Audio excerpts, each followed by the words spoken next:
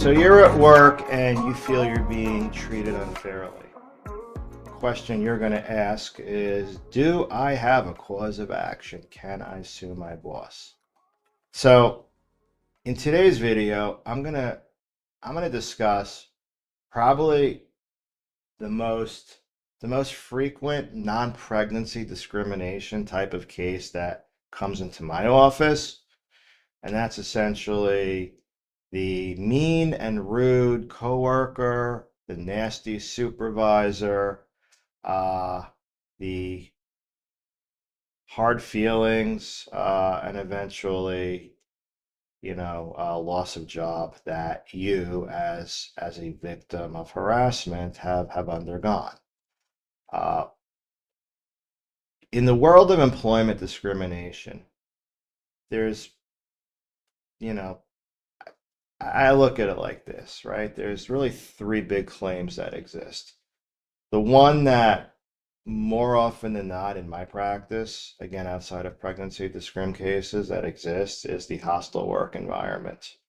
That's the one that generally, when all is said and done and discovery is done and discovery is finished, that's the claim that normally is going to almost always go to the jury, right? That's number one. The second claim that will generally make it to a jury if the case goes the distance or close to the distance, it's going to be a retaliation claim. Because there was an expression, and I think we heard this from the Nixon Watergate, if many of you remember that. Maybe I'm dating myself here. But I wasn't around. I wasn't alive for Nixon Watergate. I read it for my history books. But it's a line that the cover up is worse than the crime. We could even say Bill Clinton, the cover up, the lying that he didn't have sex with that woman. It was the lie. It wasn't whether he did or didn't, right? So that's kind of retaliation. Retaliation is you make a complaint to somebody, a legitimate complaint, and then they treat you less fairly. Even if your complaint, right, doesn't make out the underlying elements of a discrimination, the fact that they then took that complaint, a legitimate complaint, treated you less fairly, that's retaliation. Again, the cover up is worse than the crime. That's the analogy I look at it. Then the third type of claim is what you would be the actual the discrimination. You were fired because you were black. You were fired. I was like, you were fired or demoted because you're black. You fired or demoted because you're a woman. Fired or demoted because you're a Native American. Those are cases I've seen.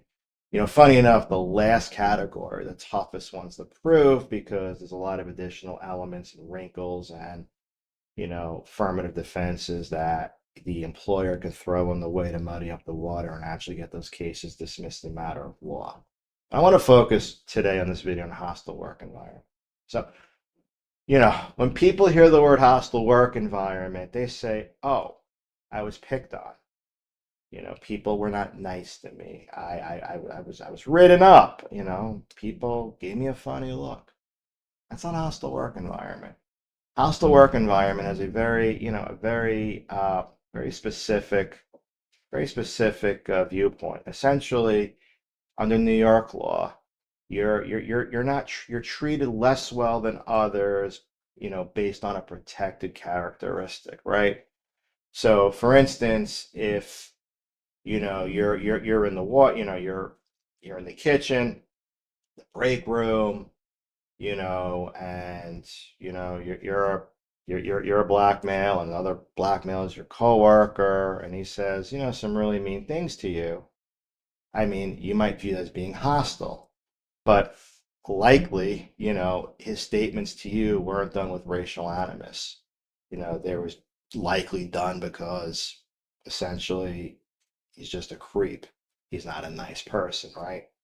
But where hostile work environment comes into play is, we see this a lot, even in the year 2024. Woman is working, and the men are making comments that aren't nice. They're saying, oh, you look really nice, you look really hot, oh, your dress is really low cut, right? Like stuff like that. Sometimes there's hands that go where they don't belong.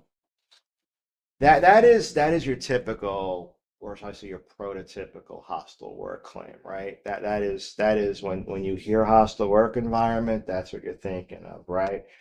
In the racial context, Native American, Hispanic, black gentleman, black male, and a white supervisor or white coworker, just says some off the beat things that could very well be taken the wrong way. you know, uh, your food smells your food smells funny, right? Or your dreadlocks are ugly. I know, or if I'm Jewish, right? So if I were religious and wore a yarmulke, which I don't, someone would go to me and say, "Oh, you're wearing a yarmulke," and then make a comment about my yarmulke, right? That stuff like that is really the nuts and bolts of what we see in the hostile work environment space, discrimination space.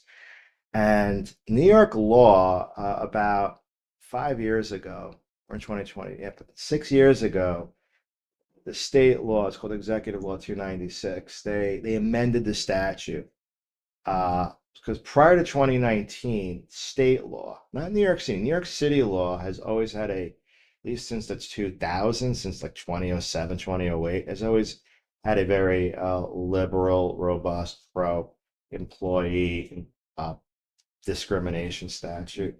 But New York State, again, everywhere outside New York City, uh, in 2019 changed the law, and essentially they moved away from the federal standard. Now, the federal standard is what you call severe or pervasive, which might be severe and pervasive. And under a severe and pervasive statute, those instances I told you, they would have to occur on a daily basis or a weekly basis or a consistent basis, right? So if you would look at a federal court or a state court applying federal law, you look at how many times a woman's butt has been fondled by a man. If it was only once, it's not severe or pervasive, right? Or the N word. If it's only used once, it's not severe or pervasive. So, when New York changed the law in 2019 and made the hostile work environment statute similar to that of New York City, it it, it really it lowered the bar, and it made a situation where employers really have to pay attention to what the heck is going on in their working place. Because if a rogue employee decides that he wants to, play handsies with a female or wants to start using inappropriate language, that in and of itself opens up a Pandora's box of liability. And that's why these hostile work environment claims in the state of New York are very potent and very powerful, and they've increased in value in terms of settlement and jury verdict value because they're not as difficult to prove as they used to be. And here's a little interesting anecdote here. New York passed a law when they amended 296. They passed a law that said that, in terms of hostile work environment, if an employee treats another employee poorly, it doesn't even matter if the supervisor knows or doesn't know, there's still liability. Because the law, under New York City law, under federal law, is that if a supervisor commits a hostile work environment offense, there's automatic liability as it relates to the actual employer. Under federal law, there's actually an affirmative defense. It's called the defendant was City of Boca Raton. Forgetting the name right now, but there's actually Farragut versus Boca Raton, and that's a affirmative defense where, for instance, if a employer has a dedicated hotline, they have a way, where employees can make confidential complaints, that if a complaint is made, it'll be handled immediately. Under a Farragut defense, a supervisor's hostile work environment offense can be excused. Uh, New York has never actually, at least since 2019, I can tell you, New York doesn't subscribe to the Farragut defense. which is a good, which is a good thing because look, if you as an employer are hiring supervisors, and these supervisors are acting rogue, you're on the hook for them because you have to, you know, pay attention to what your supervisors are doing at work.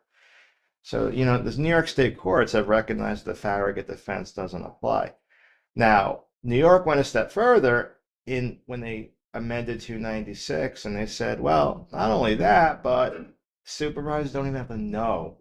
It is, as a matter of state law, we're hereby saying that there's liability if a employee, acts poorly to another employee. Now, I mentioned that because in a first department, the appellate division, we have four divisions in the state of New York.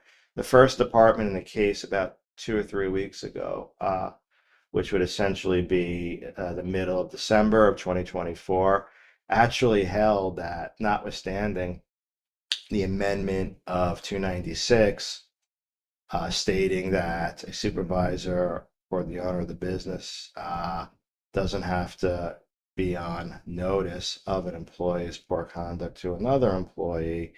The first department said that statute doesn't mean what it says, which I have a hard time understanding.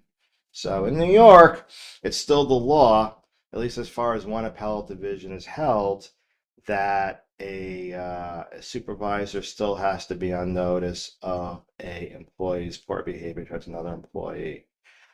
So that is, one of the more, nuanced or viable ways that we've seen aggrieved employees handle issues of workplace harassment.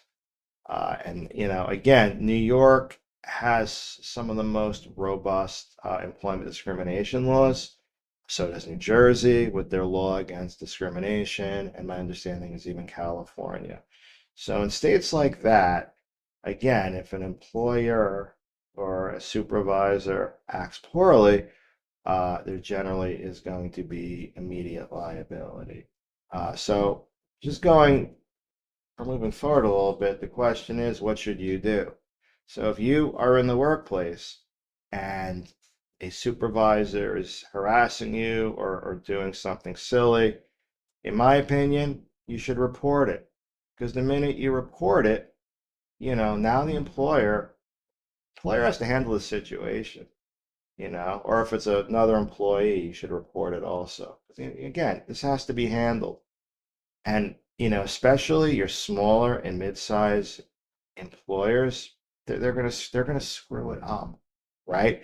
They're gonna do something that's wrong. They're gonna likely put you as the complainer, the whistleblower. They're gonna make you, put you in a position where you've now lost rights. You're now given a worse off job. Your mental health is going to be compromised. I mean, that's invariably what happens more often than not, right? And that's retaliation. So there you go. So now you got your hostile work environment, and you got your retaliation, right? And if they happen to fire you because of that, well, now you have an actual discrimination claim. But generally, from what I told you, you're going to see the hostile work environment, and the minute you report it, you're likely going to see a retaliation claim. That's just kind of how these things go. Now, you may not always have it. A lot of employers have gotten smarter. They hire outside counsel. So, if something gets reported, an attorney that's on retainer is going to get involved. They're going to actually, and I saw it recently on one of my cases. I saw it recently where I was given a call. I said, look, report this to your supervisor, to the HR, and HR actually got rid of the offending supervisor. So, there are instances where employers do the right thing, but more often than not, that's not going to happen unless the employer's been stung, or unless there are other circumstances that are present. So that would be the nuts and bolts in my practice of a discrimination claim. And I just, again, I want to differentiate how, a New York State claim, again, is from, let's say, a Florida claim, because under a Florida claim or a Georgia claim, you know, it has to be severe or pervasive, it has to be on multiple levels. Those are tougher to prove. So, but not impossible. Again, the other thing to keep in mind is that a lot of times these offenders, they don't just stop at one time. So in that case, you might meet the severe pervasive.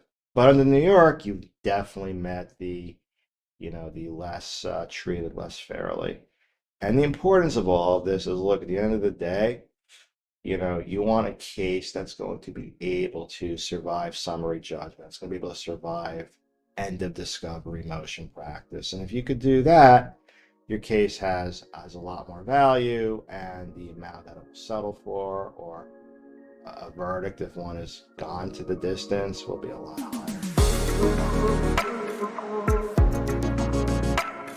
higher.